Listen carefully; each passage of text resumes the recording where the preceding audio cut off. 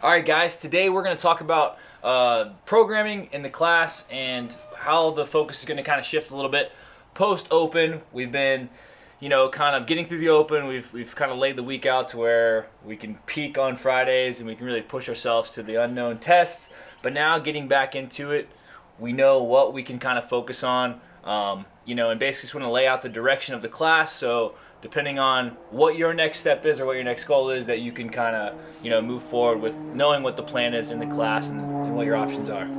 Yeah. I think post open is kind of the perfect time to kind of just kind of recalibrate and kind of start that rebuilding process. That's the way I always look at it. So maybe just give people kind of big picture, just why we have to have a shift in focus in programming, and really kind of just what that big picture focus is going to be during that next block. Yeah, so it's really good to use the open as the season of intensity, right? So we know that everyone's doing the open in the class, and if you're doing any kind of competitions outside of this, the same thing would happen. Is you'd want to have some peaking phase where you're hitting this competition, and then now what do you do afterwards? So we're in that post competition phase. We're going to be working on building. Okay, so everything that we do is about building. It's about building the foundations of strength through position lifting, pauses in the snatch or pauses in the clean, which we plan on doing on Saturday, kind of working that power snatch and clean as the skills. And then doing a lot of tempo squatting and kind of higher volume squatting and focusing on that unilateral muscular endurance work or hypertrophy work. Yeah, well, I think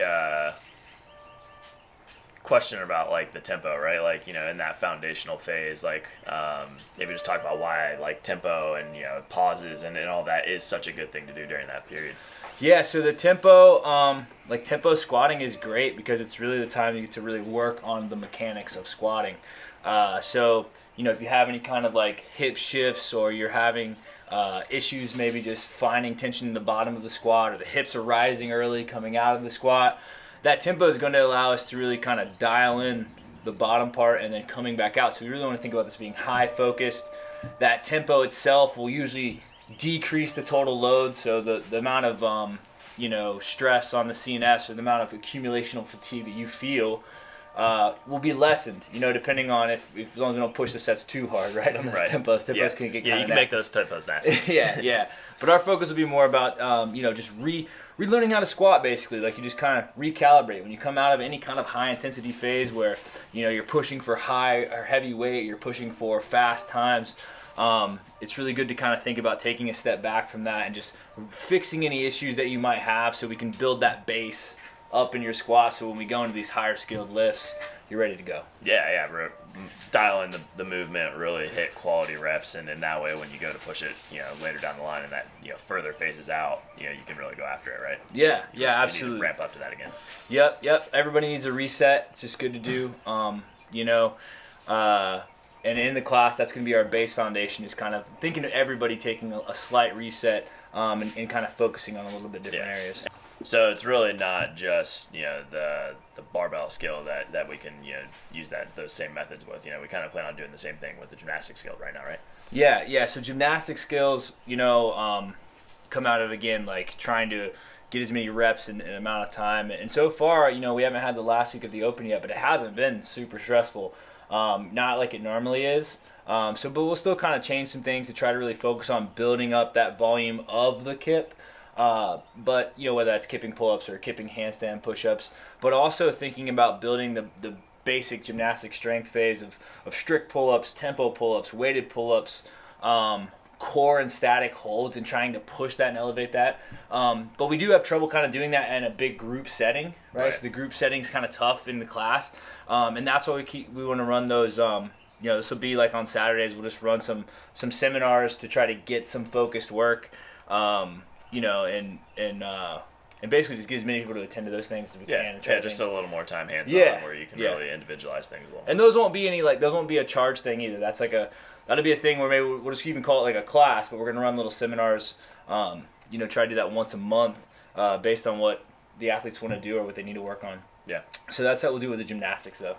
Yeah, and with things like when the intensity's down on the lifts, when you have more of that skill focus. I think from a conditioning standpoint, you can also look at this as a good time to kind of set the foundation too, and really doing the extra conditioning work during this time as well. Yeah, so conditioning work, on our strength days, I still want to try to push that to be a very focused strength day. So if it's like high volume back squatting, we might do some unilateral work afterwards, like some single leg work, some lunge work, which is going to be very fatiguing, muscular endurance wise. Like you'll feel the burn that day, essentially, right? Like you'll leave there and you're like, damn, my legs are kind of sore.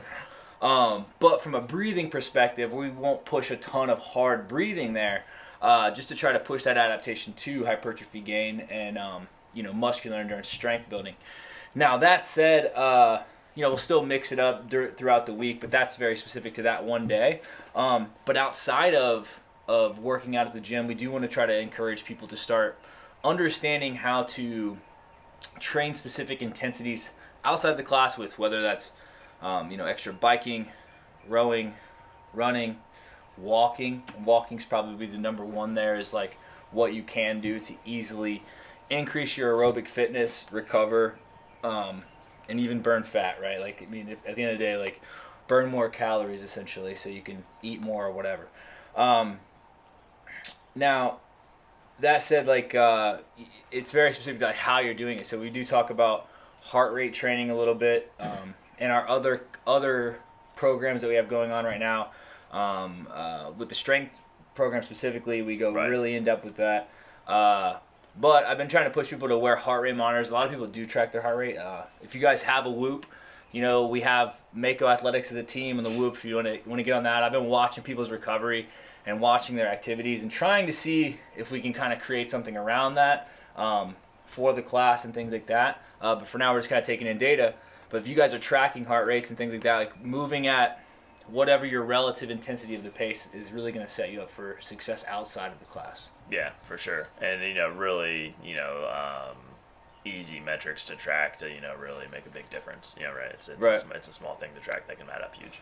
Yeah, if you guys have a heart rate monitor, we just gave away the Polar H10 to Nadia. Talked to her a little bit about what to do with the heart rate monitor.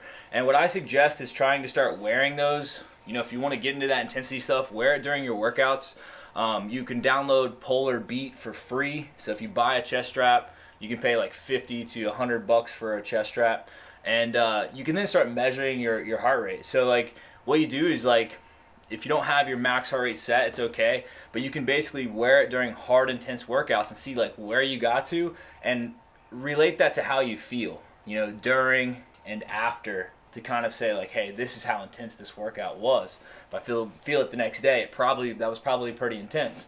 But if you do have, and you get to find out what your max heart rate is during exercise, if you can then keep that under, like a workout under 80% and move for a while, meaning like 30 to 60 minutes, like you're going to build a huge amount of your aerobic base. Like you'll build your aerobic base doing that. And you can do that walking. It doesn't even matter. Just keeping the heart up and keep moving, walking, running, biking, anything. So just moving. Now, if you want to just recover, just walking and keeping that around 60% of your max heart rate allows for that aerobic compensation and helps with the aerobic base, but also will aid in recovery and allow you to recover for the next day. So that's what we want people doing on days where you're like, hey, like you came in Monday, Tuesday, got after it, and it just happened to be the intensities that really kind of got you.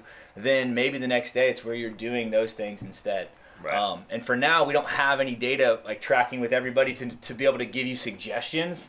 And that's why I say, hey, individually, start doing it or get the Whoop and start tracking it there.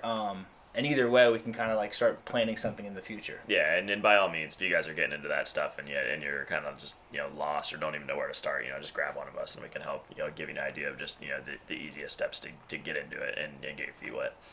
Yeah, that's the big thing with it. It's just getting going on it is the whole thing. Like then you just kind of learn as you go. But again, I like the Polar and I like the chest strap just from a pure. It's going to give you the data from that individual workout, and then you can kind of go from there. Right, I feel. Yeah. I guess the last thing is hypertrophy, right, that we'll be doing in the class. So, it's... Dude, it's beach season. You can bring it on. Bring it on. Beach season is around the corner. It's like the long commute season, too, because we have to drive, 45 minutes now to get to the beach. Right. But That said, like hypertrophy is going to be heavy in the accessory work. Let that plane fly by.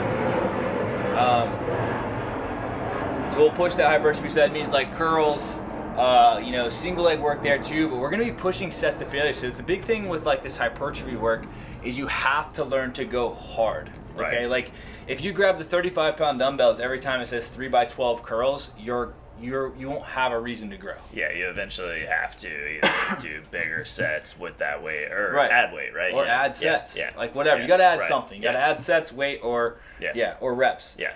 So kind of keep that in mind. If we do like -2, which is 2 reps from failure, then like you need to go further the next time, harder the next time.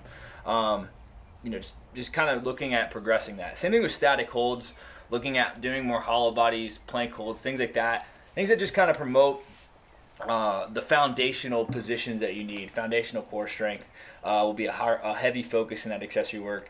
And that's pretty much it. Yeah, no, I mean, and with the class, we covered a lot there, right? So it is hammering, everything that you're going to need, but just what is that focus specifically? Wanted to kind of break it down a little further. So Yeah, guys. So if you guys have any questions, let us know. We're going to go over the other programs, so please check down below, and you can see what the other program focuses are going to be.